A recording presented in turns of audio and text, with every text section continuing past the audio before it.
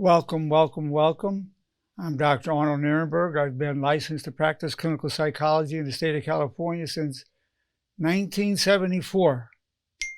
And I received my birth certificate in 1941. So I'll soon be 83 years old, and it's my privilege, my pleasure, to be able to present to you insights and inspirations of a lifetime with the intention of uplifting you and your loved ones for all of your lives. That's truly my intention. The very important topic today is honor and betrayal in romantic relationships. Honor and betrayal in romantic relationships. Now, it's definitely possible to have an honorable relationship. Some of that involves good judgment, some of it's luck, some of it's fate and destiny. Hard to know, some combination. But the key to a good relationship is three keys. To be able to say and feel sincerely, I love you. And then when you're wrong or you want to get past it, I apologize. And the other one is thank you. So I love you, I'm sorry, thank you. You want to be able to show the gratitude. You want to be humble enough to put honor before pride. And you want to have that love that's within you expressed. That'll take you very, very far and having a very long-lasting, eternal relationship, which everybody wants. That's the key formula. If I just say three things, I love you, I'm sorry, thank you. That'll take you far. And what that meaning is. And of course, when you're looking for the right person in a relationship, naturally you want the personality, the physical attraction, that's a given. But character matters even more, because if the person's attractive, nice personality, they don't have good character, they're not honorable, they will hurt you, they will betray you. If a person does not have honor, they will betray you. It's a matter of time. So you're looking for somebody who's virtuous, good character, who's honorable. So you want somebody who's basically deep, genuine, and honorable. If they're not deep, if you don't have deep communication, eventually you will get bored with each other. If you don't have deep communication, eventually you will become bored with one another. So when it's deep and you're genuine, of course you want to aspire to no secrets. So it's a really open, deep communication, genuine, and honorable. That will help maintain an eternal relationship. And help to avoid situations where there is betrayal. We're going to go into the dynamics of betrayal in a moment. Now, if somebody betrays you in a romantic relationship, typically we're talking about having something with someone of the opposite sex, either a physical affair or an emotional affair. Typically there are secrets. Other dimensions are lying. So cheating and lying go together. Infidelity and lying go together. So it's typically a double situation going on. Sex outside the relationship and then lying about it to cover it up. That typically people even feel that's going on and the other person will deny it. There will be a lot of denial, which makes the person feel even crazy. Very tough situation. I'm hearing in the dating scene that two very common factors are ghosting and cheating. People just date each other maybe a few weeks, few months, maybe a bit longer, and then they just disappear. Not even a goodbye. They're ghosting. And then cheating, where it turns out the person was also, even when they thought they were in an exclusive relationship, the person was seeing other people. And I have somebody who sent me a voice text today where she's going to talk a little about that, so I'll play that in a little while for us. So when somebody does betray you, in terms of infidelity, it's best to never take them back. Not because You can't forgive them. It's good to forgive them, but you're never going to trust them. So the best way to begin letting somebody go, and this can be difficult, is I release you to your destiny and I wish you well. I release you to your destiny and I wish you well. So you want to be repeating that throughout the day. Whenever you think of that significant other, I release you to your destiny and wish you well. There's still going to be pain. The betrayal is always accompanied by suffering and pain. That's inevitable. The key is not to then become bitter and turn against the opposite sex. Say, oh, men are no good, I'll never trust any man. Or happens to a man, say, I'll never trust a woman again. You want, because there are really good women and there really are good men.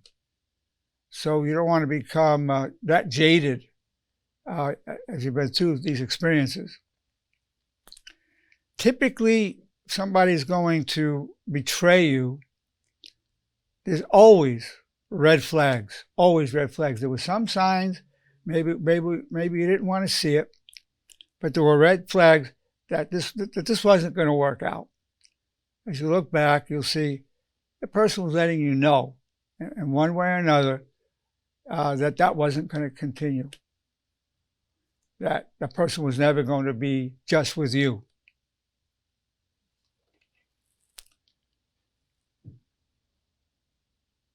Now,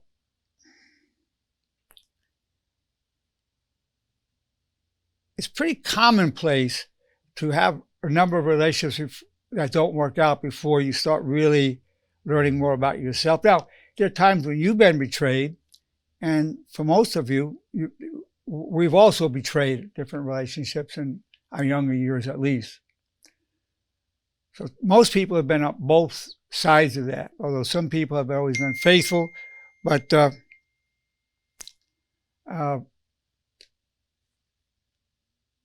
partner ended up cheating or betrayal.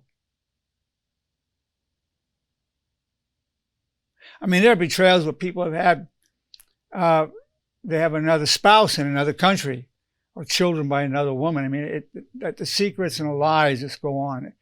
It happens more often than you might realize. Again, when you're letting go of the person, I release you to your destiny and I wish you well.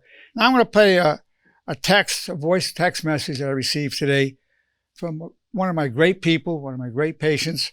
And she shares here her hurt, her loneliness from this whole process. Hi, Dr. Nerenberg. I'm having a bit of a hard time right now. I feel like my ex-boyfriends keep popping up. There was one the other night, and then one in particular who I dated last year, and I think I told you about him. He had been cheating on me the whole time with this other girl, and the other girl ended up getting back together with him.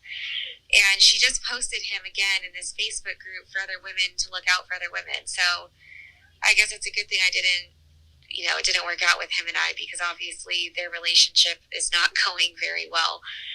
But I don't know. It just made me think. I'm sitting here feeling so lonely, and then he pops up on my screen. And the other night there was a different ex in front of my face. And the other night I also ended up going to see a guy that I used to hook up with, and he was drunk, telling me he loved me and he wants to be with me. And it's not even that I believed anything he was saying, because I really didn't, but it just made me think of how much I missed someone telling me that they love me. And as I'm sitting here feeling lonely, that guy pops up on my screen, my boyfriend from last year, the last boyfriend I had that told me that he loved me, the last man who was around me that told me he loved me, before the other guy did on Saturday when I went to go see him and he was drunk. And I don't know. I'm just trying to figure out what lesson there is in all of this happening right now and popping up and the feelings that I'm having.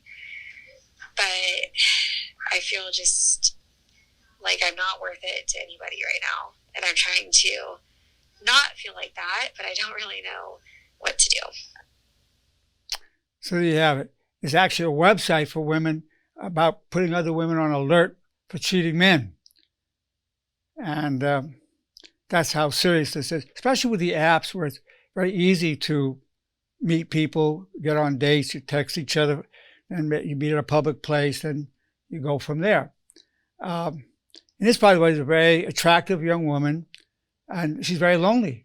She has exes that she's dated a year ago, whatever, contacting her, asking her out, telling her they love her. That's the other part of it. I hear this from a number of very attractive young ladies who the exes start showing up. By exes, they may have gone out with a guy 3 times, 5 times, 10 times, shows back up and talks about loving her. In fact, I know of one case where an amazing human being, and she tells me the ex shows back up and wants to marry her and was crying and begging her.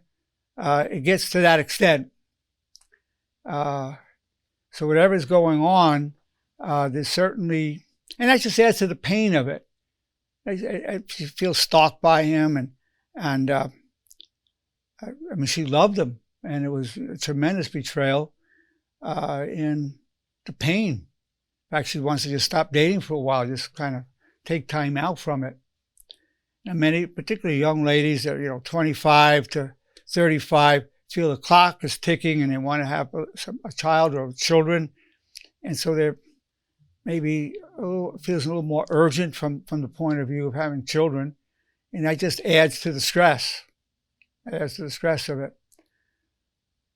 Now, it's not just, of course, men that are cheating. I mean, there might even be more women that are cheating these days. So it's the pain, the loneliness that it causes, the bitterness, the loneliness, the anger.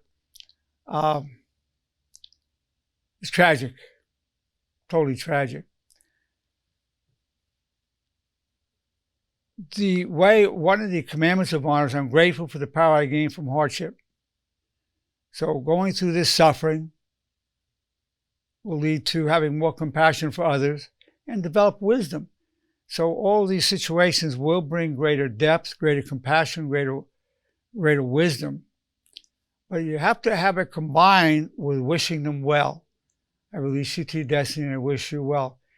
That's the formula against becoming bitter and getting these lines of bitterness on your face. I release you to your destiny and I wish you well. You just try to neutralize the damage and move on in a constructive way. I release you to your destiny and I wish you well. Also, I'm grateful for the power I gain from hardship, because without suffering, it's impossible to develop wisdom. Impossible. So this wisdom will develop from this very powerful form of suffering, these betrayals in romantic relationships, a very powerful stimulus, catalyst for growth. Very powerful. So that's the good that comes out of this. Well, it's my pleasure to present to you honor and betrayal in romantic relationships. Hugh, do you have any questions? Have you ever been betrayed?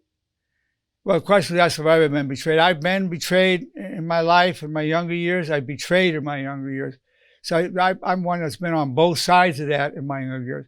I've been married 33 years to the love of my life. There's been no betrayal on either side. I have to tell you, it's a great experience to not have to look over your shoulder where that person's flirting or doing something that's going to upset you. That's a great blessing. And going through these upsetting relationships will help you appreciate the right person. It'll help you really appreciate that person more. So, in fact, my wife said to me, "Gee, I wish I knew you before you met your ex." I said, No. I wasn't the right person, and I had to go through that to become the right person for you. So the whole idea is to find the right person, but to do that, you have to be the right person. Good question, Hugh. Well, with that, it's been my pleasure, my privilege to be here presenting this to you.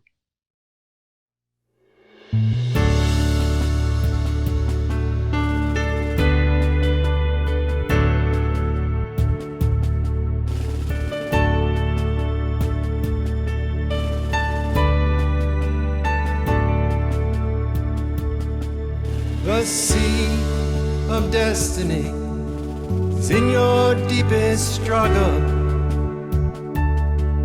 God's will and mine be one, and I wish you well.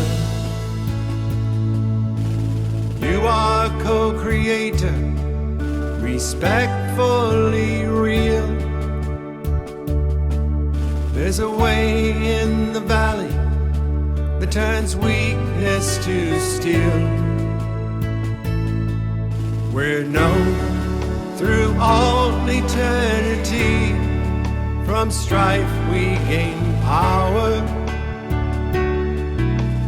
clothed in grace and love, disciples of honor. All the days of our lives refuse the way of shame. We wish nobody harm, have no one to blame. Your high calling will be done, and pure eyes now glow. In darkness crave the good, like waters from the desert flow.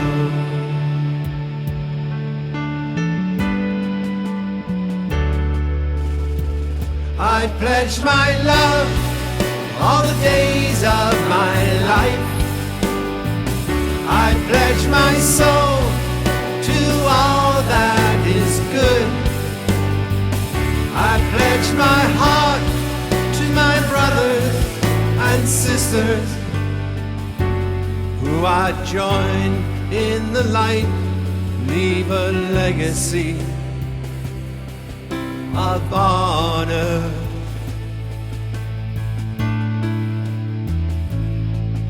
We're known through all eternity. From strife we gain power,